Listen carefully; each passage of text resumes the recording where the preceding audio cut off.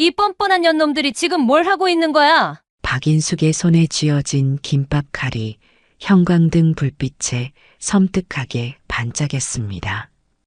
거실 한가운데 팬티 바람으로 서 있는 남편과 가운 하나만 걸친 채 키득거리던 여자의 얼굴이 창백하게 변했어요. 35년 동안 한 번도 욕설을 내뱉지 않았던 박인숙의 눈에서 복싱 선수 시절의 살기가 번뜩였습니다. 오늘 사연은 박인숙 씨의 사연입니다. 사연 시작 전 구독과 좋아요 버튼 눌러주시면 사연의 재미가 2배가 된답니다. 오늘의 사연 시작하겠습니다. 아침 6시 시장 골목은 아직 어둑어둑했습니다. 박인숙은 매일 그랬듯 새벽같이 일어나 김밥 재료를 다듬고 있었어요. 61살의 나이가 무색하게 손놀림은 여전히 날렵했죠. 칼질하는 손에 잡힌 박인숙의 손등에는 복싱 선수 시절 남은 옅은 흉터가 자리하고 있었습니다.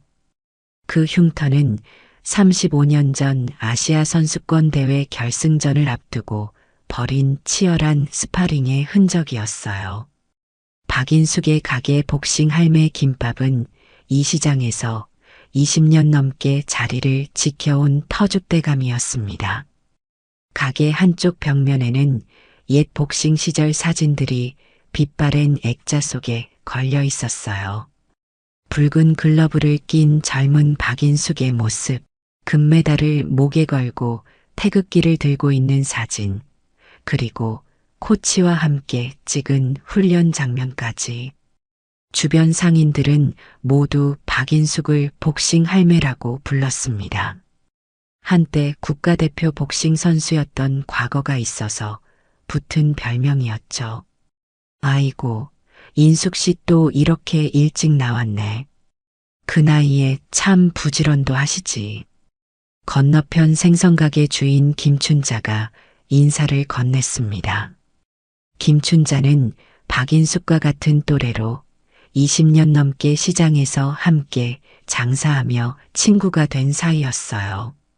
김춘자 역시 젊은 시절 남편의 불륜으로 이혼한 경험이 있어 박인숙과는 특별한 공감대가 있었습니다. 뭐 어때요? 늙은 사람이 잠이 오나? 그냥 할 일이나 하는 거지. 박인숙은 싱긋 웃으며 단무지를 썰었어요. 그 모습은 복싱 글러브를 끼고 샌드백을 치던 시절의 정확한 타이밍과 리듬감을 떠올리게 했습니다. 세월이 흘러도 몸에 밴 감각은 사라지지 않았죠. 어제 남편분은 좀 어떠셨어요? 요즘 늦게 들어온다면서요? 김춘자의 질문에 박인숙의 손이 잠시 멈췄습니다. 친구의 눈치 빠른 질문이 마음에 꽂혔어요. 글쎄 말이에요. 요즘 자꾸 친구들 만난다고 늦게 들어오는데 뭔가 수상해요. 35년 살면서 처음 보는 모습이라니까요. 박인숙은 김밥용 단무지를 썰면서 문득 자신의 복싱 선수 시절을 떠올렸습니다. 18의 나이에 우연히 들른 체육관에서 복싱을 시작했던 그때, 여자가 무슨 복싱이냐는 주변의 만류에도 불구하고 박인숙은 고집스럽게 자신의 길을 걸었어요. 22살에 국가대표로 선발되어 세계를 무대로 활약했던 그 시절의 자부심. 그리고 35해 전 청춘의 모든 열정을 쏟아부었던 링 위의 그 순간들이 아직도 생생했습니다. 아시아 선수권 대회 결승전을 이틀 앞두고 연습 중 발목을 다쳐 은메달에 그쳤던 그 아픈 기억. 박인숙은 지금도 가끔 비가 오는 날이면 그때 다친 발목이 욱신거렸어요. 하지만 그때 병원에서 박인숙을 간호해주던 청년이 있었습니다. 바로 지금의 남편 최재복이었어요. 박 선수, 오늘은 좀 어때요?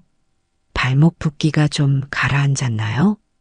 26살의 최재복은 병원 행정 직원으로 일하며 매일 박인숙의 병실을 찾았습니다. 남다른 열정으로 자신의 꿈을 쫓는 박인숙에게 반해 적극적으로 구애했던 청년이었어요. 당시 복싱 선수로서 느꼈던 좌절감 속에서 최재복의 따뜻한 위로는 박인숙에게 큰 위안이 되었습니다. 복싱할 때는 제 몸 하나 챙기기도 바빴는데 이젠 김밥 한 줄 마는 게 더 어려운 세상이네요. 중학생들이 등교하기 전 김밥을 사러 몰려들기 시작했습니다. 박인숙은 능숙하게 김밥을 썰고 비닐에 포장하며 아이들과 농담을 주고받았어요. 복싱 할매 김밥은 진짜 맛있어요. 우리 엄마가 여기 김밥이 제일 깔끔하다고 항상 말하거든요.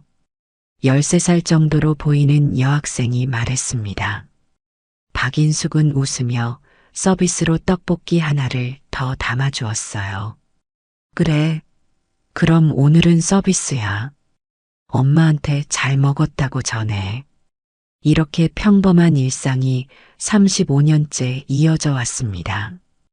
복싱 선수의 꿈은 접었지만 김밥 장인으로 제2의 인생을 살고 있는 셈이었죠.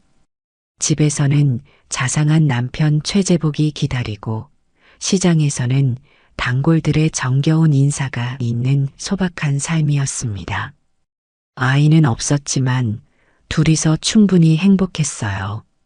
치료가 어려운 불임이었고 결국 박인숙과 최재복은 아이 없이 살기로 결정했습니다. 대신 시장의 아이들, 동네 아이들이 모두 그들의 아이처럼 느껴졌죠. 그러나 인생은 링 위의 경기처럼 예상치 못한 펀치가 날아오는 법이었습니다. 최근 몇 주간 뭔가 달라졌어요. 남편 최재복의 행동이 조금씩 이상해지기 시작했습니다. 처음엔 사소한 변화였어요. 최재복은 갑자기 옷차림에 신경 쓰기 시작했습니다. 20년 넘게 같은 스타일의 셔츠와 바지만 고집하던 사람이 갑자기 백화점에 가서 새 옷을 사왔어요. 더 놀라운 것은 머리 염색이었습니다. 여보, 머리 염색했어요? 갑자기 무슨 바람이 분 거예요? 박인숙이 놀라서 물었을 때 최재복은 어색하게 웃으며 대답했죠. 그냥 요즘 너무 늙어 보이는 것 같아서. 동창회에 가니까 다들 젊어 보이더라고. 또 다른 변화는 귀가 시간이었습니다. 평생 해 뜰 때 나가서 해질 때 돌아오던 사람이 갑자기 밤 10시, 11시가 되어서야 집에 들어오기 시작했어요. 여보, 오늘은 어디 갔다 이렇게 늦게 들어와요? 박인숙이 물으면 최재복은 시선을 피하며 대충 대답했습니다. 아, 그냥 공원에 잠깐 갔다가 동창이랑 만나서 술 한잔 했지. 63의 나이에 공원은 무슨 공원이냐며 속으로 의아해하면서도 박인숙은 크게 의심하지 않았어요. 35년간 한 번도 바람 피운 적 없는 남편을 믿었기 때문이었죠. 하지만 매일 밤 휴대폰을 들여다보며 키득거리는 모습이 점점 거슬리기 시작했습니다. 최재복은 갑자기 스마트폰 사용법에 관심을 갖기 시작했어요. 평소에는 전화와 문자만 겨우 하던 사람이 갑자기 카카오톡과 같은 메신저 앱을 설치하고 사용법을 익히기 시작했습니다. 박인숙이 옆에서 무엇을 하는지 물어보면 화들짝 놀라며 휴대폰 화면을 가렸어요. 아니, 그냥 요즘 젊은 사람들 하는 거 좀 배우려고. 늙었다고 뒤처지면 안 되지. 박인숙은 복싱 선수 시절 기른 직감이 뭔가 이상하다고 알려주는 것을 느꼈습니다. 그녀의 눈은 항상 상대방의 미세한 동작을 포착하도록 훈련되어 있었어요. 최재복의 눈빛, 말투, 작은 몸짓의 변화들이 모두 그녀의 감각에 포착되었습니다. 어느 날 저녁 박인숙이 시장에서 돌아왔을 때 현관에 최재복의 구두가 보이지 않았어요. 또 어디 갔나 싶어 전화를 걸었지만 받지 않았죠. 10시가 넘어서야 집에 들어온 최재복에게서는 희미한 향수 냄새가 났습니다. 박인숙은 그제야 뭔가 심상치 않음을 직감했어요. 여보, 요즘 왜 이렇게 늦게 들어와요? 무슨 일 있어요? 박인숙이 물었습니다. 최재복은 귀찮다는 듯 손을 휘휘 저었어요. 아니, 그냥 친구들이랑 있다 왔다니까. 왜 이렇게 캐물어? 나도 이제 나이 들었으니 친구들이랑 시간도 좀 보내야지. 도대체 무슨 친구가 이렇게 자주 만나는지 박인숙은 의아했지만 더 묻지 않았습니다. 하지만 그날 밤 화장실에 간 최재복이 휴대폰을 거실에 두고 간 사이 자꾸 울리는 메시지 알림음에 박인숙은 무심코 화면을 들여다보았어요. 오빠 오늘 너무 재밌었어요. 내일도 만나요? 발신인은 유진이었습니다. 박인숙의 심장이 쿵 내려앉았어요.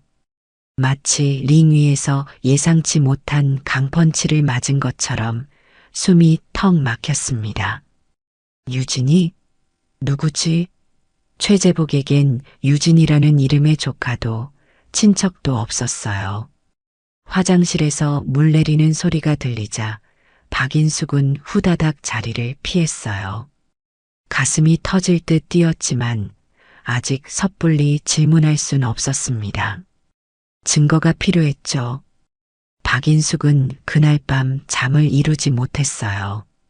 옆에서 코를 골며 자는 최재복을 바라보며 35년 결혼 생활이 주마등처럼 스쳐 지나갔습니다.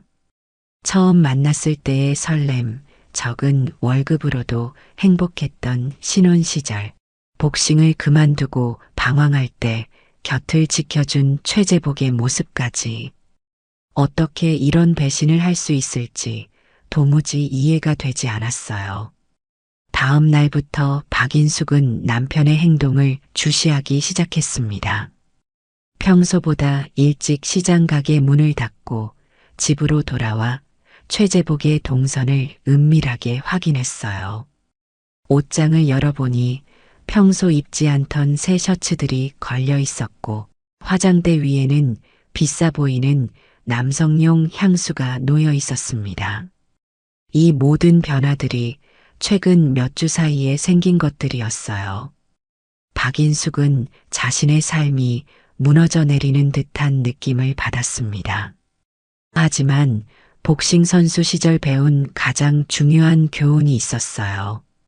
링 위에서는 감정에 휘둘리지 않고 냉정하게 상황을 판단해야 한다는 것. 그녀는 더 많은 증거를 모으기로 결심했습니다. 그러던 중 아파트 1층에 새로운 입주민이 들어왔다는 소식이 들렸어요. 30대 초반으로 보이는 젊은 여성이었습니다. 박인숙은 우연히 엘리베이터에서 그 여자와 마주쳤어요. 짧은 미니스커트에 화려한 화장, 그리고 달콤한 향수 냄새. 그 여자는 환하게 웃으며 인사했습니다. 안녕하세요. 저 이사 온 서유진이에요. 앞으로 잘 부탁드려요, 아주머니. 서유진의 목소리는 유난히 높고 애교 섞인 톤이었어요. 박인숙은 왠지 모를 거부감이 들었지만 예의상 미소로 응대했습니다. 네, 반가워요. 저는 5층에 사는 박인숙이에요. 서유진은 29살로 미용실에서 일한다고 했어요. 하지만 박인숙의 눈에는 뭔가 미심쩍은 구석이 있었습니다. 너무 과한 화장과 노출, 그리고 지나치게 친근한 태도가 어색하게 느껴졌어요. 이후 며칠 동안 박인숙은 몇 번이고 서유진과 마주쳤습니다. 그때마다 서유진은 유난히 친절했어요. 하지만 묘하게도 최재복이 집에 있을 때만 마주치는 것 같다는 느낌이 들었죠. 또한 서유진이 엘리베이터에서 만날 때마다 최재복에게 유독 밝게 인사하는 모습도 눈에 띄었습니다. 최재복 아저씨, 안녕하세요. 오늘도 멋지시네요. 이런 서유진의 인사에 최재복은 쑥스러운 듯 웃으면서도 어딘가 들뜬 표정을 짓곤 했어요. 이상한 예감이 박인숙의 머릿속을 스쳤습니다. 설마 그 유진이가 어느 날 아침 박인숙이 옥상에 빨래를 널러 갔을 때였어요. 옥상 한쪽 구석에 남편의 운동화가 놓여 있었습니다. 최재복이 가끔 옥상에서 담배를 피우곤 했기에 처음엔 대수롭지 않게 여겼어요. 그런데 그 옆에 여자 하이힐 한 켤레가 나란히 놓여 있었습니다. 박인숙의 가슴이 철렁 내려앉았어요. 그 하이힐은 분명 며칠 전 서유진이 신고했던 것과 같았습니다. 그 순간 박인숙의 머릿속에서 퍼즐 조각들이 맞춰지기 시작했어요. 최재복의 변화, 늦은 귀가, 수상한 문자 메시지, 그리고 유진이라는 이름까지. 모든 것이 서유진을 가리키고 있었습니다. 아니겠지. 설마. 박인숙은 불안한 마음에 아파트 관리실로 향했어요. 다행히 관리인은 박인숙과 친분이 있었죠. 이 소장은 박인숙의 김밥을 좋아해 자주 사먹는 단골이었습니다. 김 소장님, 혹시 요즘 옥상 쪽 CCTV 돌아가나요? 네, 작년에 설치한 거 잘 돌아갑니다. 왜요? 무슨 일 있으세요? 아니, 그냥 옥상에 빨래 널어놓은 게 있는데 없어진 것 같아서요. 혹시 누가 가져갔나 확인하고 싶어서요. 박인숙의 거짓말에 이 소장은 고개를 끄덕였습니다. 아, 그러세요? 같이 확인해 볼까요? 저희 사무실에서 바로 볼 수 있어요. 관리실 컴퓨터로 옥상 CCTV 영상을 확인하던 박인숙의 눈이 휘둥그레졌어요. 어제 저녁 8시경 최재복과 서유진이 함께 옥상으로 올라가는 모습이 영상에 선명하게 찍혀 있었습니다. 둘은 서로의 허리에 손을 두르고 있었어요. 이어진 영상에서 두 사람은 옥상 구석에서 키스를 나누고 있었습니다. 찌르는 듯한 통증이 가슴을 관통했습니다. 35년을 함께한 남편. 젊은 시절 자신의 꿈을 응원해주고 부상으로 좌절했을 때 곁을 지켜준 사람. 그런 남편이 이제 와서 아랫집 젊은 여자와 바람을 피우고 있었어요. 링 위에서 강펀치를 맞은 순간보다 더 큰 충격이었습니다. 박인숙은 숨을 쉬기 힘들 정도로 가슴이 아팠어요. 하지만 그녀는 아직 이 소장 앞에서 무너질 수 없었습니다. 박인숙 씨, 괜찮으세요? 관리인의 목소리에 박인숙은 정신을 차렸어요. 네, 감사합니다. 제가 찾던 건 아니네요. 집으로 돌아온 박인숙은 주방 서랍에서 김밥 칼을 꺼내 들었습니다. 날카로운 칼날이 형광등 아래서 차갑게 빛났어요. 손에 쥐자 옛 복싱 선수 시절의 감각이 되살아났어요. 마치 글러브를 낀 것처럼 손이 떨렸습니다. 눈앞이 새빨갛게 물들었어요. 이 배신자, 내가. 그녀는 충동적으로 칼을 들고 서유진의 집으로 달려가고 싶었습니다. 하지만 곧 박인숙은 깊게 숨을 들이마셨어요. 아니, 이렇게 충동적으로 행동해선 안 됩니다. 복싱에서도 마찬가지였죠. 감정에 휘둘려 무작정 공격하면 오히려 자신이 데미지를 입게 됩니다. 전략이 필요했어요. 차분하고 계획적인 복수. 복싱 경기에서 상대를 이기려면 먼저 상대의 약점을 파악하고 체력을 소진시킨 다음 결정적인 순간에 펀치를 날려야 했습니다.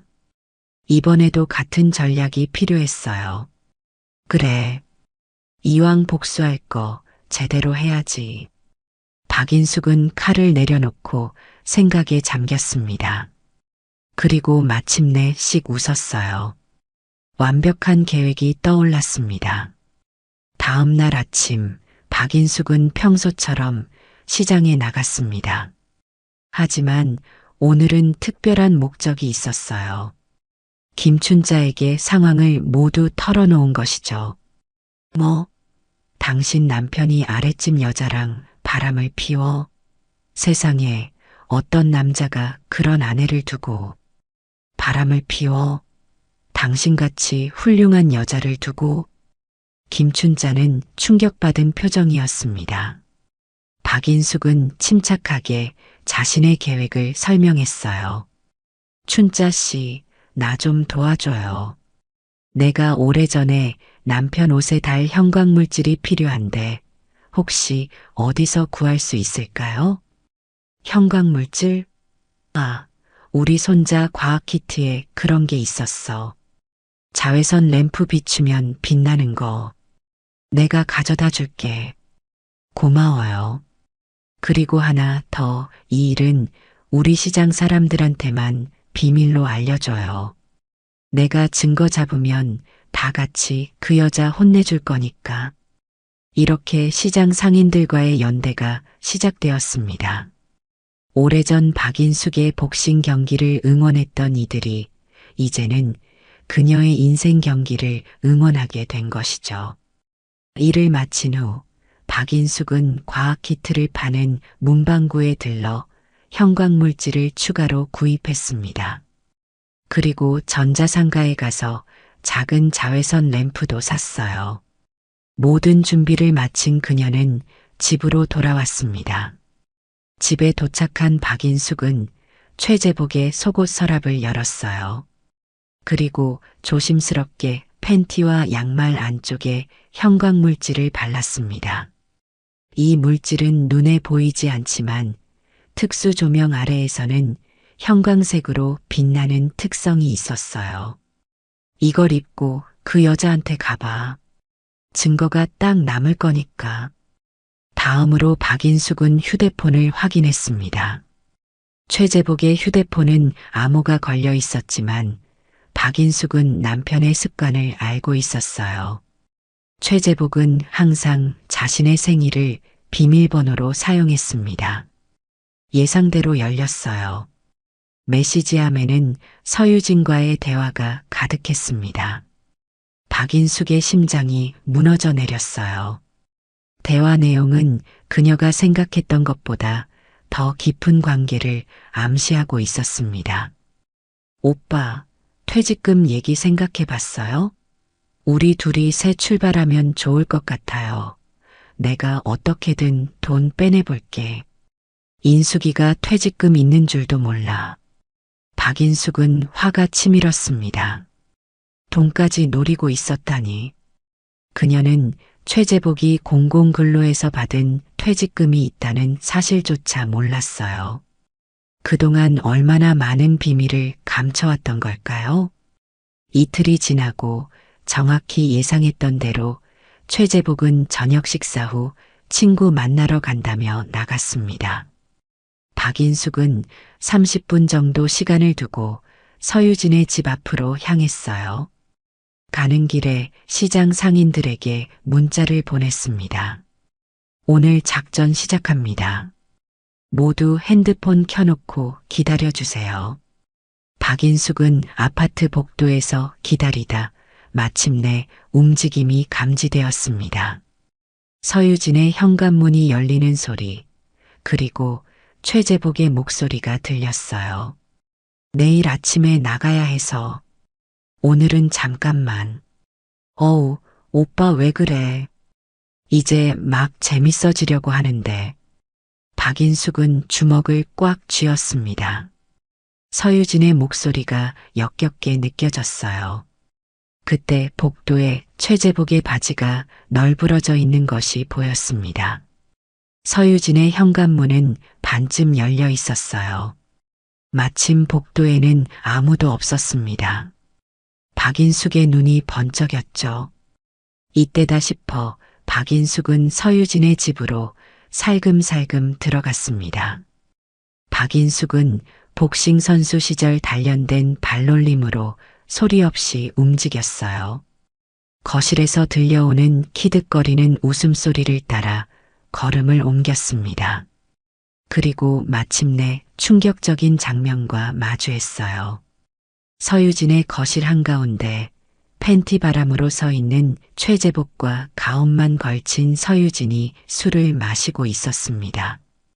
어머, 당신들 여기서 뭐해요? 박인숙의 갑작스러운 등장에 둘 다 얼어붙었어요. 최재복의 얼굴이 창백하게 변했습니다. 인수가, 이게 무슨, 어유, 당신들 많이 덥나 보네요? 내가 바람 좀 쐬줄까? 박인숙은 쇼핑백에서 긴반마리 대나무 판을 꺼냈습니다. 그리고 주저없이 남편의 등짝을 내리쳤어요.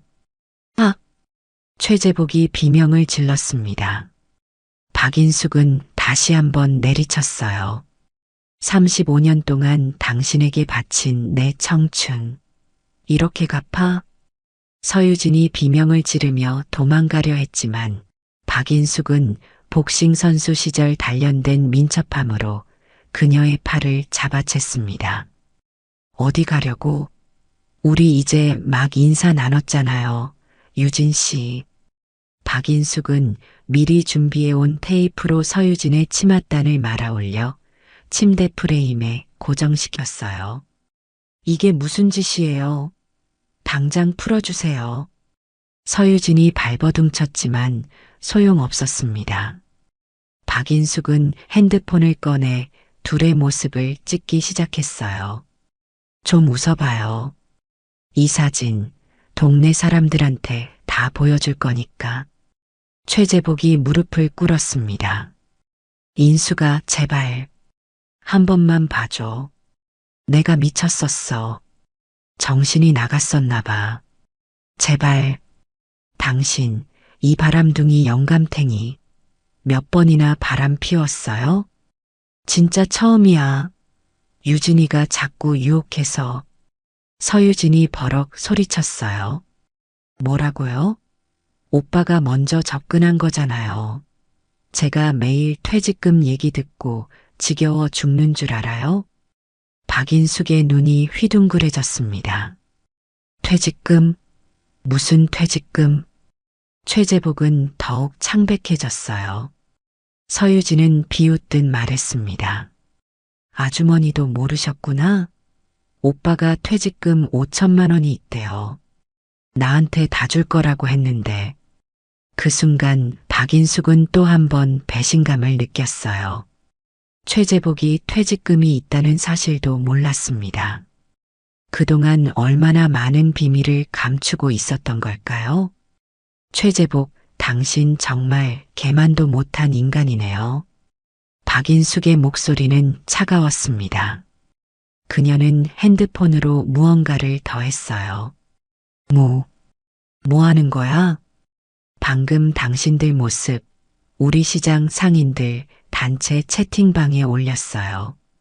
아, 그리고 여기 아파트 주민 단체 채팅방에도요.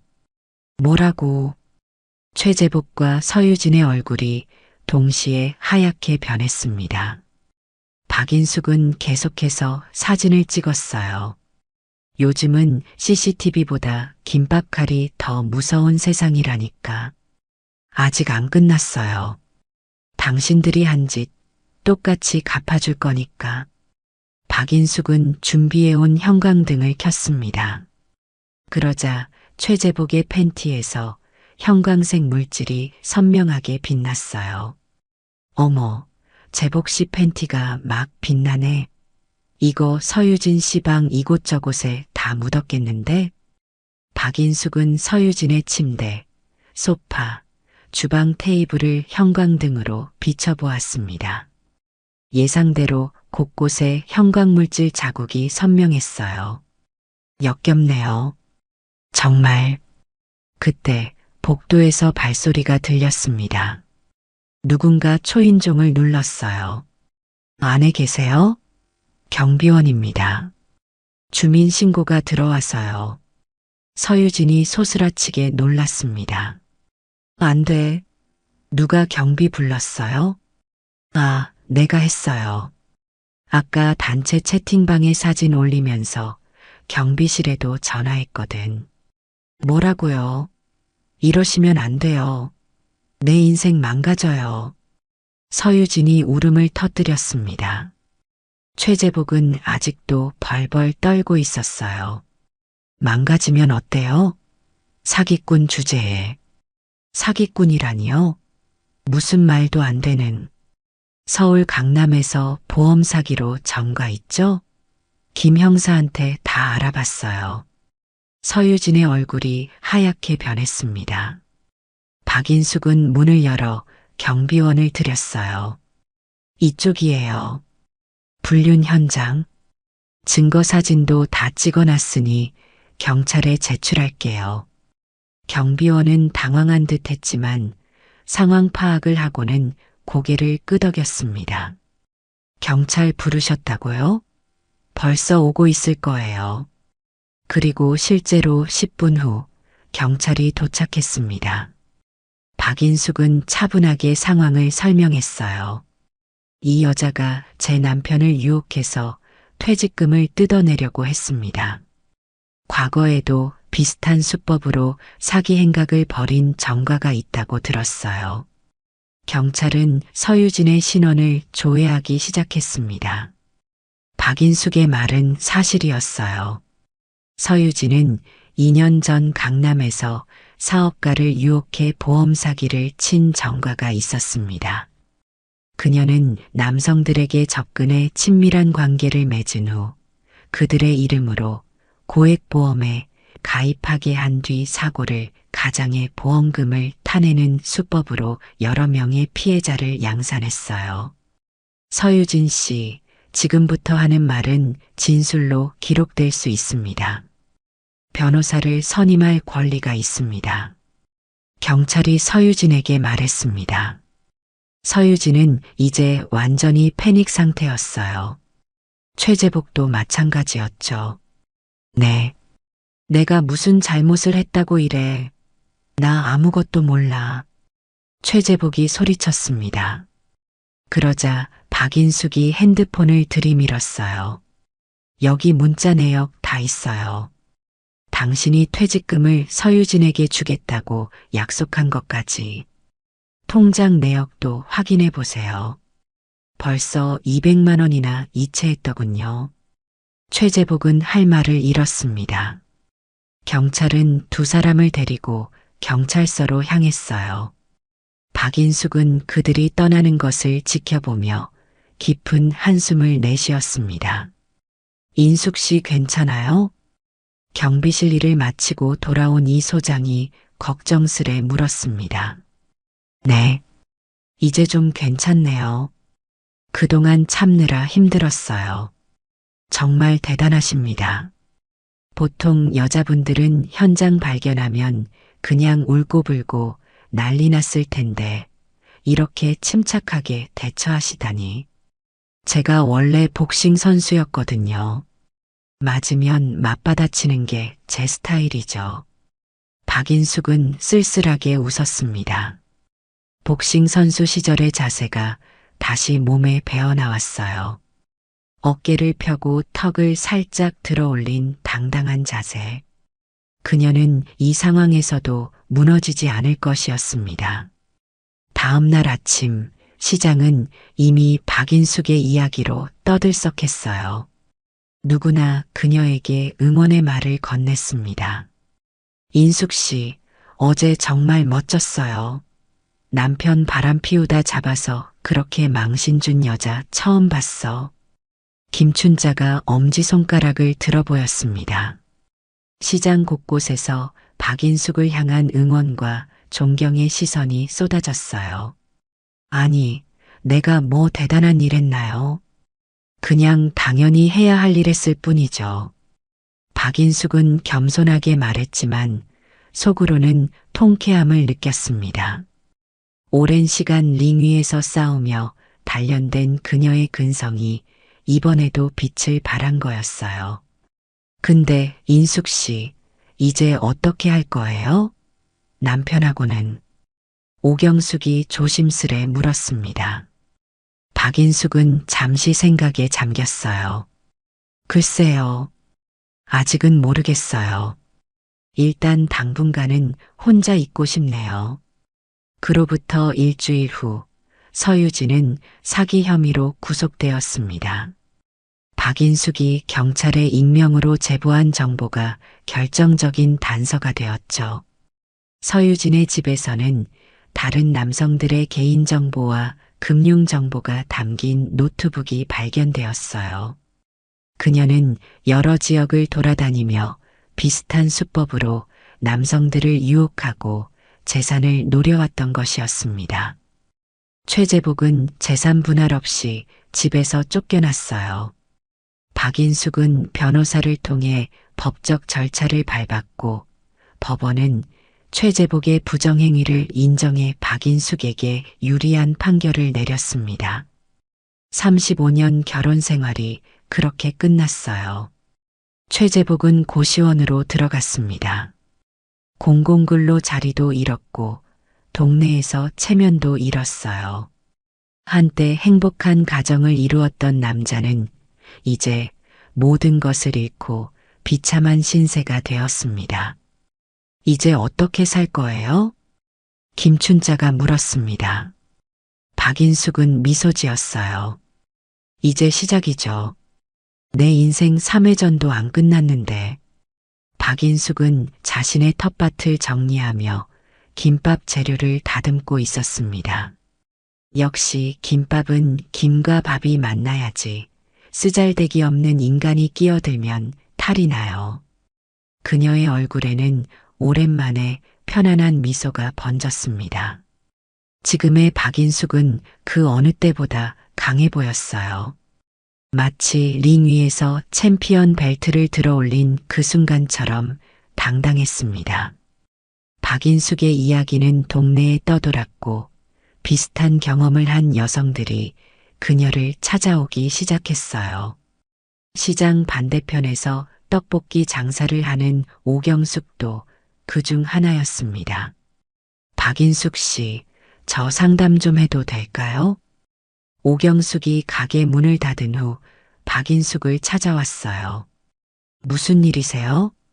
사실 저도 남편이 수상해요. 요즘 자꾸 늦게 들어오고. 박인숙은 웃음을 참지 못했습니다. 아이고, 이제 제가 불륜 상담소라도 차려야 하나요? 좋아요. 내가 도와드릴게요. 김밥 칼 들고 따라가 볼까요? 두 여자는 한바탕 웃음을 터뜨렸어요. 그렇게 박인숙의 새로운 일상이 시작되었습니다. 이번엔 불행한 사건이 아닌 그녀 스스로 선택한 행복한 일상이었죠. 시간이 흐르면서 박인숙은 동네 노인정에서 자기방어 교실을 열게 되었어요. 그녀의 복싱 경력을 아는 정할머니가 제안한 것이었습니다. 인숙 씨, 요즘 노인들 대상으로 한범죄가 많아. 우리도 좀 방어할 줄 알아야 하지 않을까? 처음엔 가볍게 시작한 자기방어 교실이 점점 인기를 얻었어요. 60대부터 80대까지 다양한 연령층의 여성들이 모여 박인숙에게 기본적인 방어 기술을 배웠습니다. 오랜만에 복싱 글러브를 낀 박인숙의 눈빛은 여전히 날카로웠어요. 힘은 약한 사람을 지키는 데 써야 하는 거예요. 자기 자신부터요. 박인숙의 말에 노인정 할머니들이 큰 박수를 보냈습니다. 그 중에는 남편과 비슷한 문제를 겪었던 여성들도 있었어요. 박인숙은 그들에게 단순한 운동 강사가 아닌 삶의 멘토가 되어 주었습니다. 인숙 씨, 당신 덕분에 내가 다시 자신감을 찾았어요. 이제 남편 눈치 안 보고 당당하게 살 수 있을 것 같아요. 70세의 정할머니가 박인숙의 손을 꼭 잡으며 말했습니다. 박인숙은 따뜻하게 미소 지었어요. 할머니도 충분히 강하신 분이에요. 그걸 잊지 마세요. 박인숙이 시장 가게를 정리하고 있을 때 한 통의 전화가 왔어요. 발신자는 병원이었습니다. 네, 박인숙입니다. 박인숙 씨, 최재복 환자의 보호자 되시나요? 지금 환자가 고혈압으로 쓰러져서 응급실에 실려왔습니다. 박인숙은 잠시 말을 잇지 못했어요. 그토록 미웠던 남편이지만 갑자기 걱정이 되는 마음을 어쩔 수 없었습니다. 35년간의 습관이란 그런 것이었죠.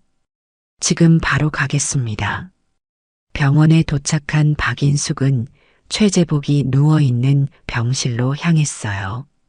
35년을 함께 살았던 사람이 병실 침대에 초라하게 누워있는 모습이 안쓰러웠습니다.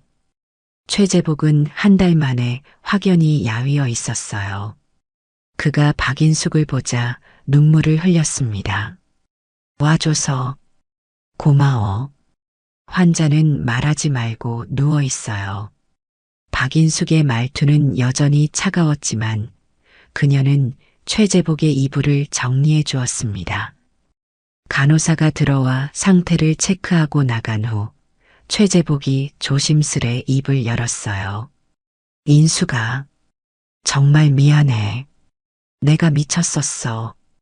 그 여자가 날 홀린 게 아니라 내가 스스로 빠져든 거야. 나이 드니까 자꾸 허무해지고 내가 국가대표 선수였던 것도 내가 너보다 못나다는 열등감도 있었어. 그렇다고 이런 짓을 해도 되는 건 아닌데. 박인숙은 묵묵히 듣고만 있었습니다. 최재복은 계속 말을 이어갔어요. 퇴직금도 내게 말 안 한 건 사실 그동안 주식에 투자했다가 많이 잃었어. 얘기하면 내가 실망할까봐. 그러다 유진이한테 이런저런 얘기하다가 그렇게 됐어. 박인숙은 한숨을 내쉬었습니다. 35년이에요. 그 세월 동안 당신이 못나건 뭐건 내가 언제 한 번이라도 무시했나요? 내가 당신을 못 믿게 했나요? 이런 배신을 당할 이유가 하나라도 있었나요? 최재복은 고개를 떨구었어요. 없어. 전부 내 잘못이야. 그 여자는요? 구속됐대. 동종 전가가 많아서 이번엔 실형 살게 될 거래. 방안이 잠시 조용해졌습니다. 박인숙은 창밖을 바라보며 생각에 잠겼어요. 그녀의 머릿속에는 지난 세월의 기억들이 스쳐 지나갔습니다. 선수 생활을 그만두고 김밥 장사를 시작했을 때 최재복은 새벽부터 시장에 같이 나가 가게 준비를 도와주었죠. 아파서 누워있을 때면 밤새 간호해주던 모습도 떠올랐고요. 퇴원하면 어디 갈 거예요? 박인숙이 물었습니다. 최재복은 힘없이 대답했어요. 고시원 구했어. 그동안 번 돈으로 방 얻을 형편도 안 되고. 박인숙은 잠시 말을 고르는 듯 했습니다. 그리고 마침내 입을 열었어요. 고시원 말고 집에 와요. 최재복의 눈이 휘둥그레졌습니다. 뭐라고? 오해하지 말아요. 용서한다는 건 아니에요. 그냥 당장 갈 데 없는 환자를 내칠 수는 없으니까 손님방에 있어요.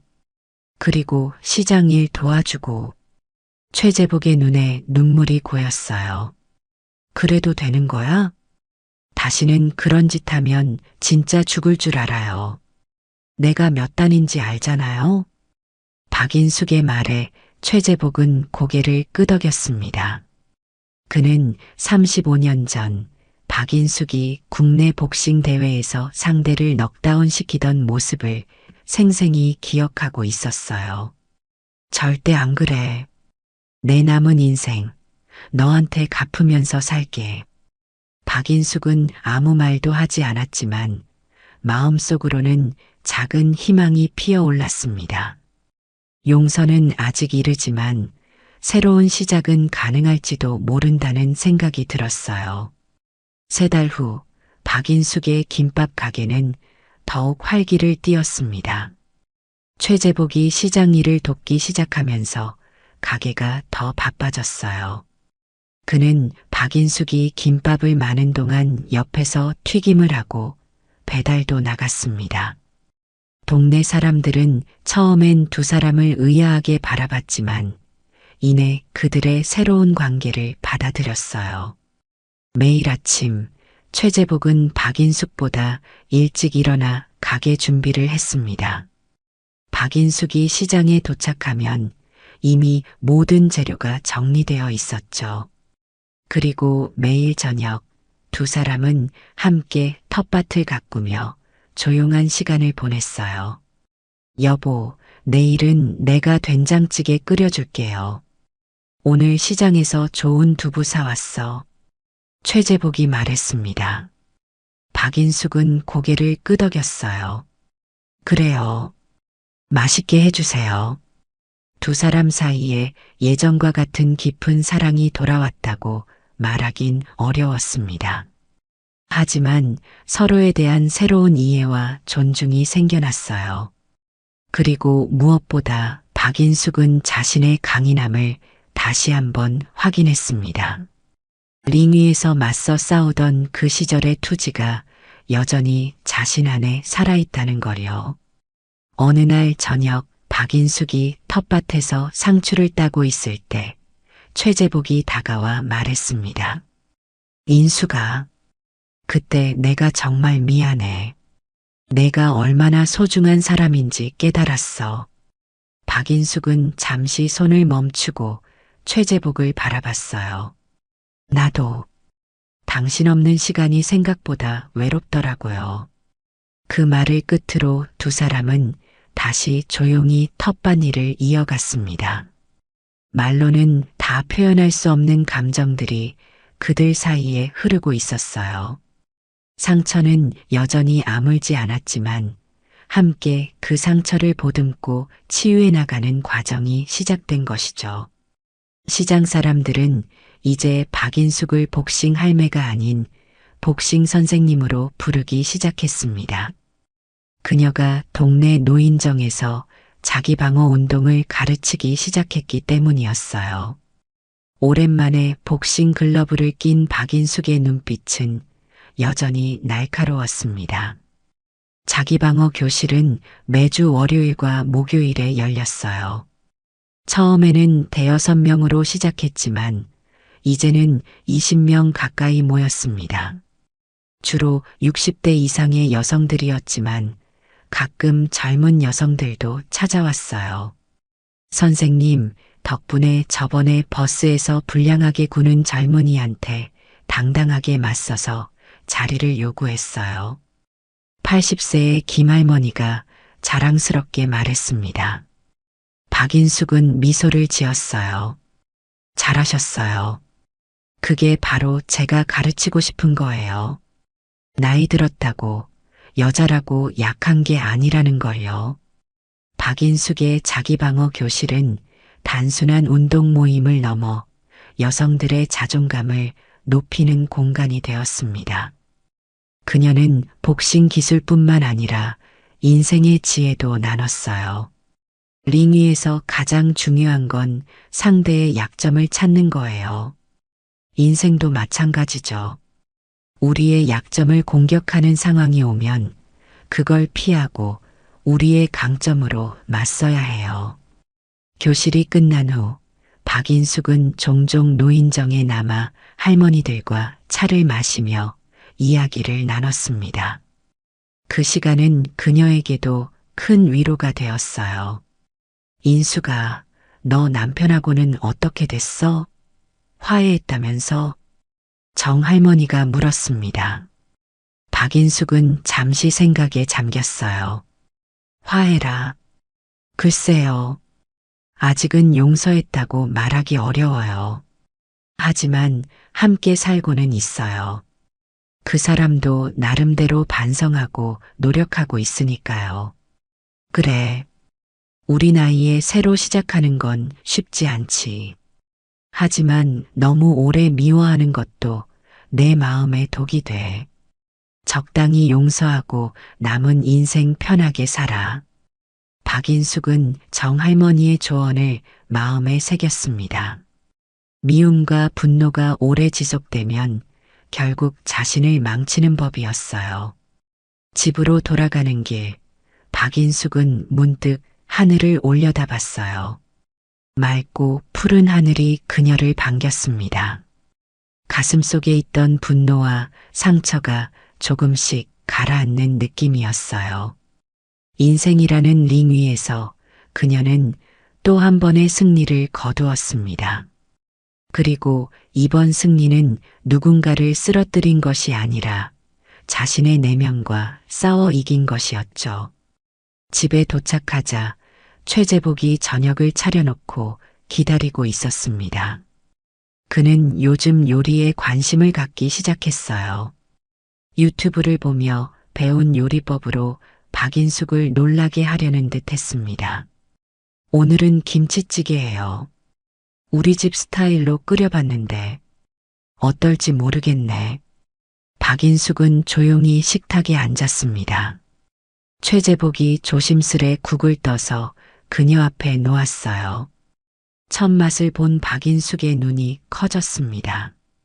어머, 생각보다 맛있네요? 정말? 다행이다. 오늘 3번이나 끓였어. 첫 번째는 너무 짜고 두 번째는 싱거워서.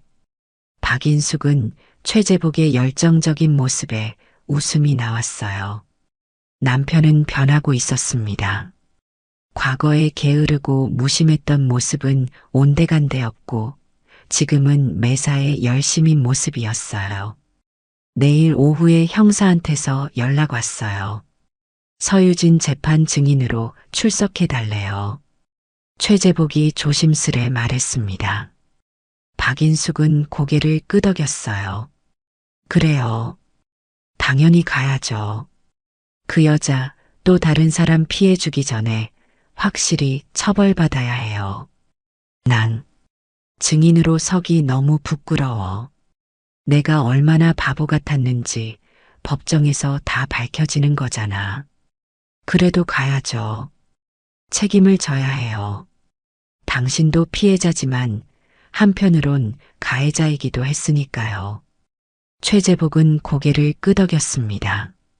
그의 눈빛에 결연함이 서렸어요. 그래, 넌 항상 옳았어. 내가 정신 차리고 제대로 살아야지. 다음 날 두 사람은 함께 법원으로 향했습니다. 서유진의 재판장에서 박인숙과 최재복은 차례로 증언대에 섰어요. 박인숙은 당당하게 모든 상황을 설명했고 최재복은 떨리는 목소리로 자신의 잘못을 인정했습니다. 재판이 끝난 후 검사가 다가와 박인숙에게 말했어요. 박인숙 씨 덕분에 서유진의 다른 피해자들도 용기를 내어 신고했습니다. 이번에 그녀는 상당 기간 실형을 살게 될 거예요. 다행이네요. 더 이상 피해자가 생기지 않아서요. 법원을 나서는 길, 박인숙은 문득 과거 복싱 경기 후 느꼈던 것과 비슷한 해방감을 느꼈습니다. 모든 것을 쏟아부은 후의 홀가분함이었어요. 역시 인생은 링 위랑 비슷해요. 가끔은 맞아도 쓰러지지 않는 게 중요하니까. 박인숙은 혼잣말을 하며 집으로 향했습니다. 그곳에는 저녁을 준비하고 있을 최재복이 기다리고 있었어요. 복싱 선수 시절 가장 어려운 상대를 이겨냈던 것처럼 박인숙은 인생의 또 다른 라운드를 시작하고 있었습니다. 이번에는 용서와 화해라는 어쩌면 가장 어려운 기술을 연마하는 시간이 될 것이었죠. 복싱에서 중요한 건 때리는 것보다 맞고도 버티는 거였어요. 인생도 마찬가지인가 봐요. 박인숙의 입가에 잔잔한 미소가 번졌습니다. 그렇게 그녀의 새로운 하루가 시작되었어요. 인생은 끊임없는 라운드의 연속이었습니다. 때로는 강펀치를 맞기도 하고, 때로는 넉다운되기도 하지만, 중요한 건 다시 일어나 싸울 수 있는 용기였어요. 박인숙은 그 용기를 가진 여성이었습니다. 그리고 그녀의 이야기는 많은 사람들에게 희망이 되었죠.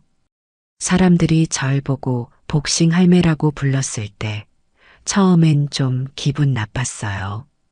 하지만 이제는 그 이름이 자랑스러워요. 복싱처럼 인생도 끝까지 포기하지 않는 게 중요하니까요. 박인숙의 이야기는 시장을 넘어 동네 전체로, 그리고 더 넓은 세상으로 퍼져나갔습니다. 그녀는 더 이상 남편의 불륜으로 상처받은 피해자가 아니었어요. 자신의 인생을 당당하게 살아가는 주인공이었습니다. 35년의 결혼 생활, 그리고 그 끝에서 맞이한 배신과 상처. 하지만 박인숙은 그 모든 것을 이겨내고 더 강한 사람으로 거듭났어요. 그녀의 이야기는 많은 여성들에게 용기와 희망이 되었습니다. 특히 비슷한 상황에 처한 여성들에게는 실질적인 지침이 되었죠. 내 인생의 링에서 나는 아직 현역이에요. 앞으로도 많은 라운드가 남아있겠지만 나는 끝까지 포기하지 않을 거예요. 박인숙의 말에 노인정 할머니들이 박수를 보냈습니다. 그녀의 이야기는 계속될 것이었어요. 복싱 할매의 삶은 여전히 현재 진행형이었으니까요.